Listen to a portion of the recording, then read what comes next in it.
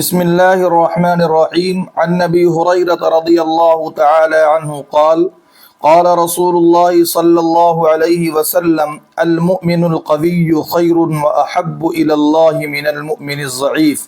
وفي كل خير رواه مسلم۔ حضرت ابو ہریرہ رضی اللہ تعالی عنہ سے مروی ہے کہ رسول اللہ صلی اللہ علیہ وسلم نے ارشاد فرمایا کہ طاقتور مومن بندہ اللہ کے نزدیک کمزور مومن بندے سے بہتر اور زیادہ پسندیدہ ہے، جبکہ ہر ایک کے اندر خیر موجود ہے۔ یہ حدیث جو میں نے آپ حضرات کے سامنے پڑھی ہے، اس کو امام مسلم رحمۃ اللہ علیہ نے اپنی کتاب صحیح مسلم میں کتاب القدر کے اندر ذکر فرمایا ہے۔ حدیث کا نمبر ہے 6774۔ اس حدیث کی تشریح کچھ اس طرح ہے کہ وہ مومن بندہ جو ایمان و عقیدے کے اعتبار سے اور دین و شریعت پر عمل کرنے کے اعتبار سے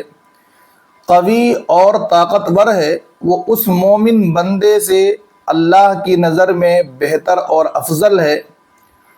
جو ایمان و عقیدے کے اعتبار سے اور دین و شریعت پر عمل کے اعتبار سے کمزور اور ویک ہے۔ اور بعض علماء اور محدثین نے اس حدیث کا مطلب یہ بیان فرمایا ہے کہ طاقتور مومن بندہ چاہے وہ ایمان و عقیدے کے اعتبار سے قوی اور طاقتور ہو، یا عقل و فہم کے اعتبار سے قوی اور طاقتور ہو، یا مال و دولت کے اعتبار سے قوی اور طاقتور ہو، یا جسم و جثے کے اعتبار سے قوی اور طاقتور ہو، وہ اللہ کی نظر میں اس مومن بندے سے بہتر ہے جو ان مذکورہ چیزوں میں کمزور اور ویک ہے۔ لیکن اللہ کے نبی صلی اللہ علیہ وسلم نے آگے فرمایا وفی کل خیر، دونوں کے اندر خیر موجود ہے، طاقتور مومن بندے کے اندر بھی اور کمزور مومن کے اندر بھی، کیونکہ ایمان دونوں کے اندر موجود ہے، اس لیے خیر تو دونوں کے اندر ہے۔ بس فرق یہ ہے کہ طاقتور مومن بندہ اللہ کی نظر میں زیادہ پسندیدہ ہے اور زیادہ بہتر ہے،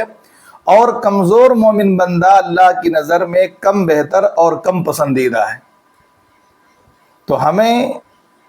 اس حدیث سے یہ سبق حاصل کرنا ہے کہ ہم طاقتور بننے کی کوشش کریں، عقیدے کے اعتبار سے بھی، عقل و فہم کے اعتبار سے بھی، مال و دولت کے اعتبار سے بھی، اور جسم و جثے کے اعتبار سے بھی۔ Like, comment, and subscribe.